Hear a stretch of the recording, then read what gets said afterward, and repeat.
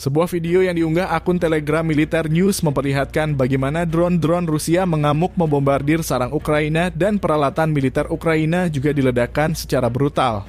Diketahui dalam unggahan peristiwa ini terjadi di wilayah Velikaya Novoselka.